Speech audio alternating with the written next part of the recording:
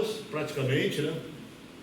Dia 5, dia 12, hoje é dia 29, nossas aulas acabam dia 17 de junho. Então vamos tentar fazer um laboratório da filosofia da diferença, pensando o que nós escrevemos, né, no nosso laboratório. Nossas aulas são laboratórios. E assim, o Deleuze do Diferença e Repetição, ele está problematizando uma questão de uma época, e ele está problematizando com dois filósofos, com dois pensadores, Martin Heidegger, como eu escrevi ali, e Saussure.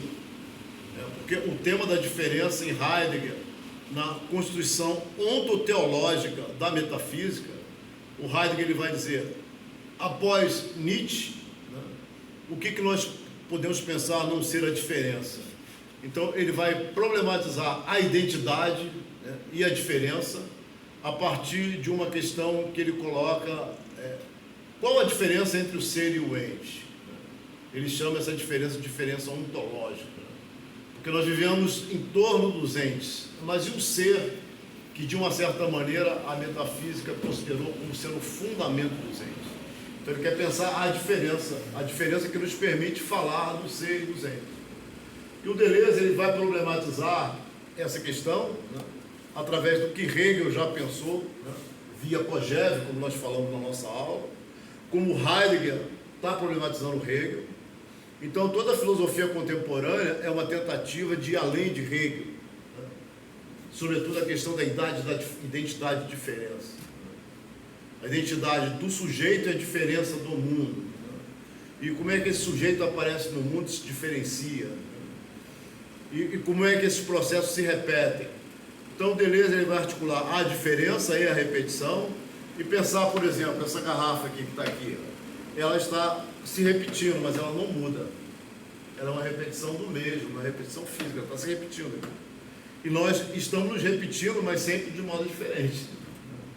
Você nunca está pensando ou imaginando algo que seja o mesmo, você está sempre tendendo para a diferença.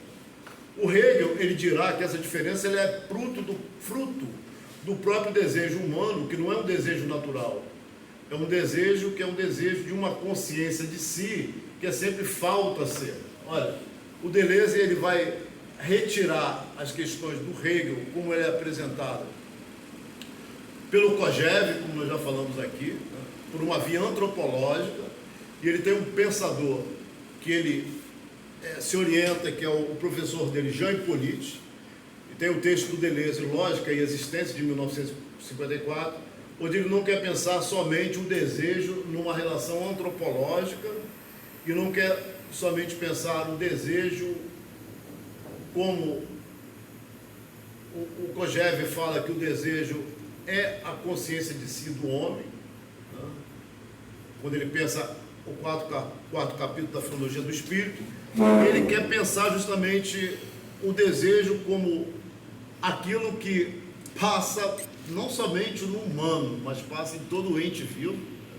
E o grande exemplo que o Deleuze vai dar com o Guattari é o que ele chama de uma relação que ela é da natureza, mas ela não é de uma natureza que nós vemos por filiação, né, por uma reprodução de filiação, mas um desejo que é um desejo que ele vai ligar aspectos completamente diferentes. Por exemplo, a orquídea e a vespa, né, onde a orquídea ela quer perpetuar-se como orquídea, então o que ela faz? Ela simula uma falsa orquídea, né, e o zangão, né, o macho da vespa, o zangão da abelha, ele vem, namora e leva o pólen para outra orquídea, né, e uma reprodução não sexuada, por contágio, por sedução, por ilusão, por simulacros, é uma máquina da natureza que ele considera, junto com o Guattari, que isso é um processo de desejo e um processo de diferença, né? E há uma ciência, a biologia, e um autor, um biólogo chamado René Chauvin, que mostra esse aspecto. E ele diz, e a vida, ela se dá num processo não orgânico, não é uma questão de uma sexualidade ou de uma genitália, é um processo de uma vida anorgânica que se afeta, como a orquídea e a abelha, que se afetam e se tornam outras. Ele chamou o devir orquídea da abelha, o devir vespa, né? da orquídea, o devir abelha, o devir zangão da orquídea. Então é um tornar-se, não é somente um vir a ser, que seria uma mudança, é uma mudança que ocorre conosco. Por exemplo, como é que você pode gostar de poesia, pode gostar de cinema, pode gostar de literatura? Algo te afeta e a poesia se reproduz como a orquídea se reproduz numa relação com a abelha. Então, assim, as artes, a própria filosofia, a própria ciência se dão por afetos, e afetos que são transversais. Dá para compreender isso? Vocês conseguem compreender? Não é alguma coisa orgânica, viu, Jéssica, que está filmando a cineasta, viu? Filma ali o nosso querido Norreverto. Então, assim, está chegando o pessoal, né? Então tem todas as questões aqui escritas que nós colocamos, né? Uma filosofia da diferença, a questão de Gilles Deleuze é pensar a diferença enquanto conceito, a diferença ontológica pensada por Heidegger é o início das discussões em torno do conceito de diferença. Gilles Deleuze, em seu livro Diferença e Repetição, de 1969, problematiza o que Heidegger apresenta na conferência de 1957, cujo título é a Constituição Ontoteológica da Metafísica.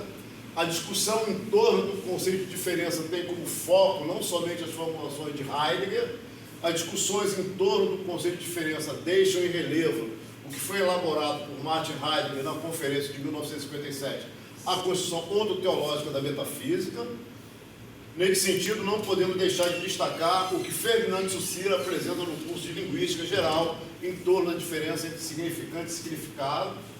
Como pensar a diferença no campo da ética em pleno século XXI? Não podemos pensar e sentir a diferença sem problematizar o conceito de informação.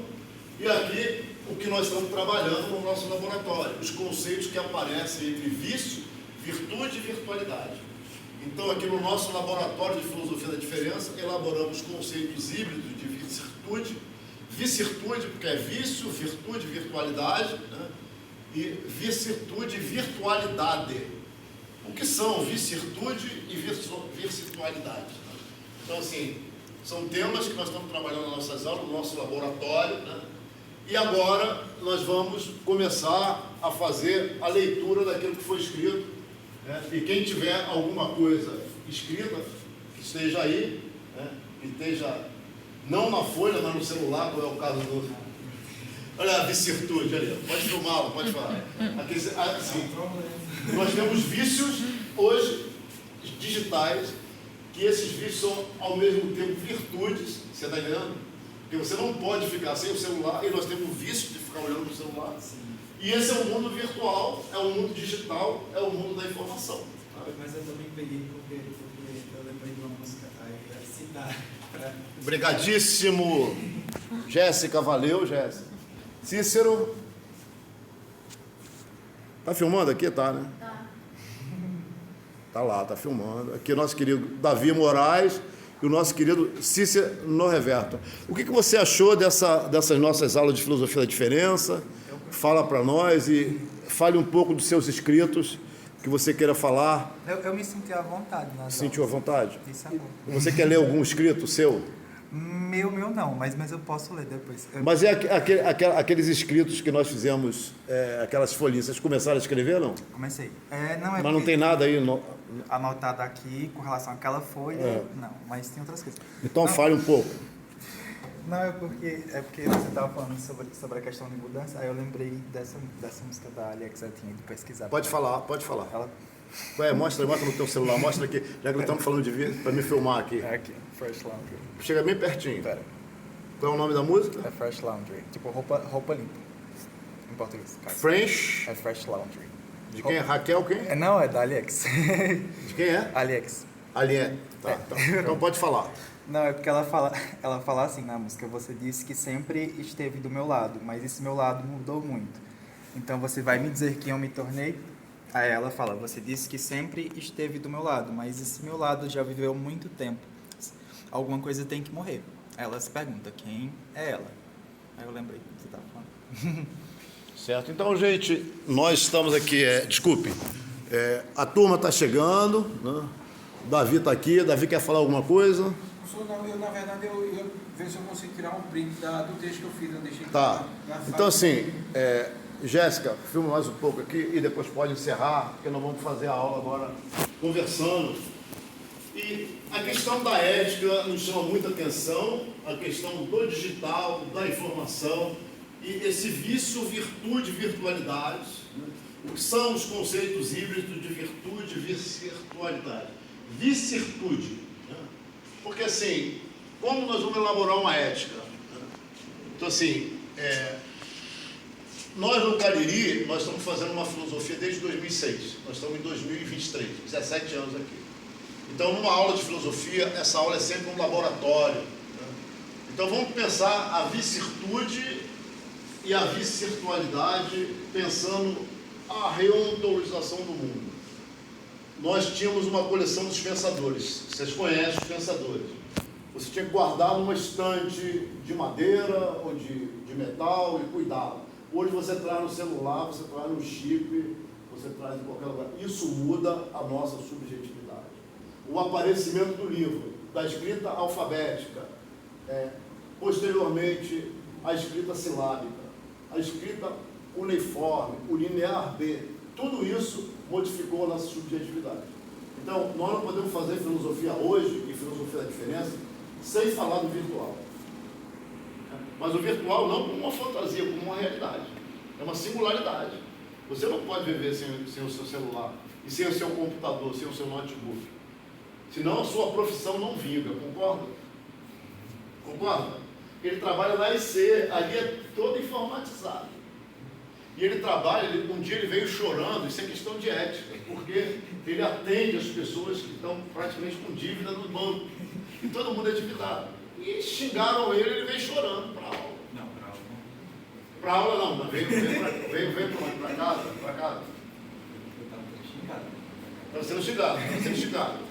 Agora, tem colegas meus que trabalham nesses lugares de atendimento, não provavelmente vai ser, de vez em quando ele encontra alguém chorando nos corredores, quando vai ao banheiro, ou então quando vai beber água, está chorando, porque a subjetividade, né, do atendente é que está sendo massacrada. Você está entendendo? Então as pessoas se acham no direito de te ofender, porque você é um trabalhador, mas que você está numa máquina virtual. Então ele pode falar o que ele quiser para você. Porque ele deveria falar para quem? Para tudo aquilo que é uma ditadura, que compõe uma ditadura social. Porque nós estamos dentro de um capitalismo, dentro de uma sociedade. Você tem que cumprir com as determinações do sistema econômico e político. Marcinha chegando. Ah, não. Vai lá, Então, assim, seja bem-vindo. Então, nós somos obrigados. Então, eu agradeço a Jéssica, que filmou a gente, e aqui o Davi. E vai chegando as pessoas, singularidades, né? Laiane, escreveu alguma coisa já? Já. Quer falar alguma coisa pra gente hoje? Poxa. E aí, Cícero, quer falar mais? Acho que agora não. Não? Ninguém quer. Então, gente, vamos começar a nossa aula. Isso aqui foi só... Então, olha, nós só temos mais 2 aulas hoje. Hoje não, nesse mês. Nós só temos mais 2 aulas. Será que eu apareço aqui? Não, tem que filmar aqui. Então, nós só temos mais quantas aulas? Nós só temos 2 aulas, né? Então, assim, a nossa aula está escrita aqui, 29/5. Depois nós temos uma aula, vem no calendário dia 5, e depois dia 12, e acabou. As aulas acabam em junho. Então, gente, agradecido, vamos deixar as turmas chegando. E vamos falar